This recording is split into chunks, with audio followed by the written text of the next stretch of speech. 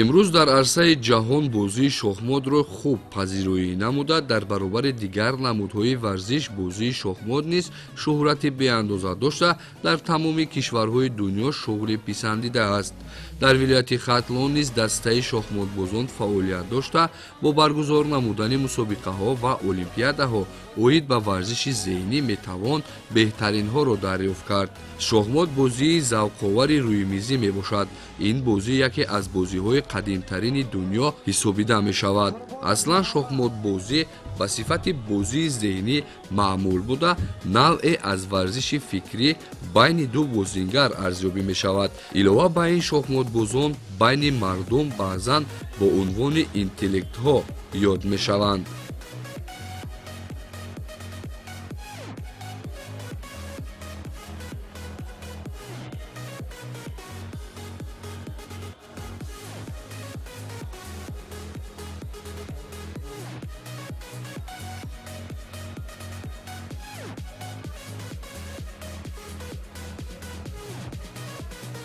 ин бозӣ санҷиши зеҳн аст ва ҳар нафаре ки завқ дорад аз уҳдаи он баромада метавонад. санҷиши зеҳн озмундани фаросат, дақиқ ва мутамарказ кардани диққат аз унсурҳое мебошад, ки дар ин бозӣ бандаро муайян ва мушаххас мекунанд. дар вилояти хатлон бо иқдоми роҳбарияти мақомоти иҷроияи ҳукумати давлатии вилоят ҳамасола мусобиқаҳои гуногун аз ҷумла шохмод миёни қишрҳои гуногуни ҷомеа гузаронида мешавад.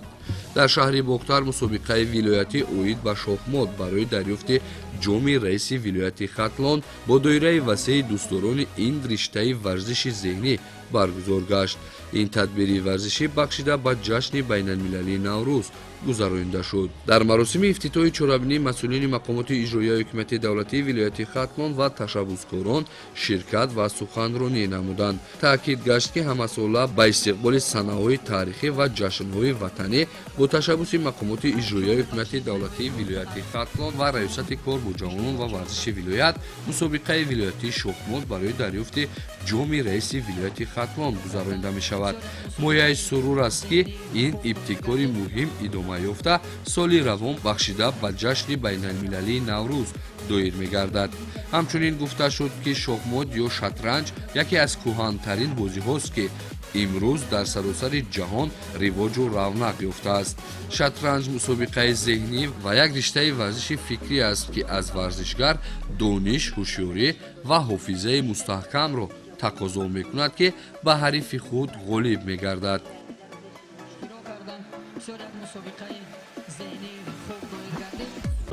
дар заминаи сиёсати варзишпарваронаи пешвои маҳбубу муаззами миллат бо мақсади дар сатҳи баланд истиқбол намудани ҷашни наврӯзи байналмилалӣ тибқи нақшачорабиниҳои мақомоти иҷроияи ҳокимияти давлатии вилояти хатлон ва кумитаи кор бо ҷавонон ва варзиши назди ҳукумати ҷумҳурии Тоҷикистон мо тасмим гирифтем, ки мусобиқаи вилоятии шохмодро байни наврасону кӯдакон ва ҷавонон баргузор намоем ва ин чорабинӣ бо мақсади тақвият бахшидани нерӯи зеҳнӣ ва малакаи наврасону ҷавонон роҳандозӣ гардидааст.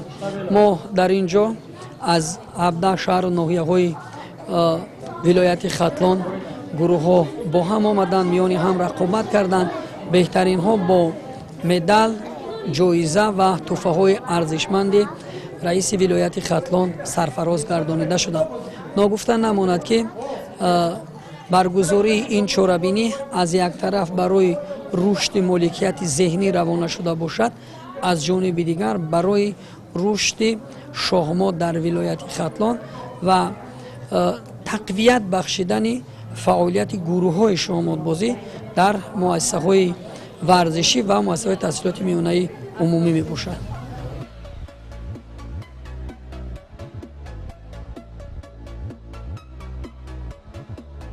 дар мусобиқаи вилоятии шохмод беш аз 100 варзишгар аз шаҳру ноҳияҳои вилояти хатлон ва хонандагоне, ки аз хориҷи кишвар ҳастанд ва дар муассисаҳои таълимии шаҳри бохтар таҳсил мекунанд, иштироки фаъолона доштанд.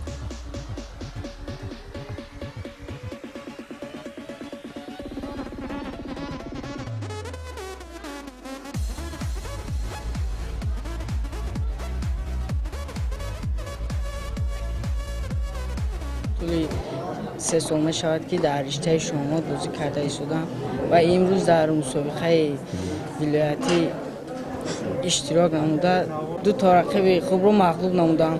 بعد به دور فینالی راه رفتم. در آینده میخواهم نامبردار و پرچمبردار وطن خود باشم. من اولین بار است که به این مسابقه شهمات آمده اشتراک کرده 2 نفر را بریدم و میخواهم که در آینده نیز به مسابقه ها خیلی زیاد اشتراک کرده این ورزش ذهنی را با مربی جایهای نمونوی را اشغال کنم و شهمات باز جهان شوم.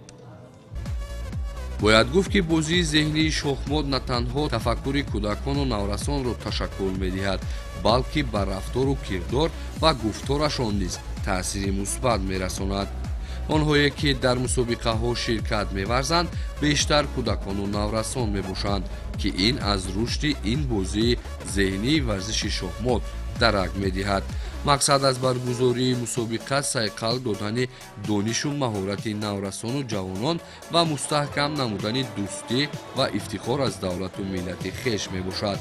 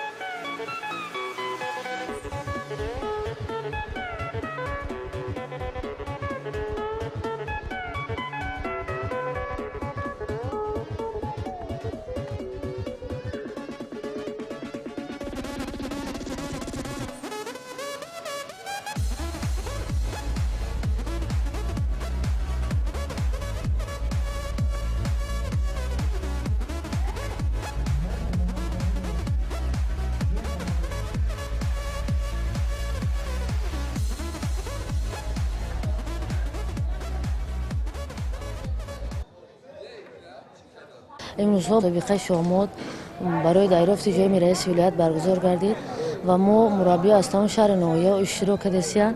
من باشد 15 نفر اشتراکچی آوردم که بیشتر آنها غالبیت به دست آورده ایستادند.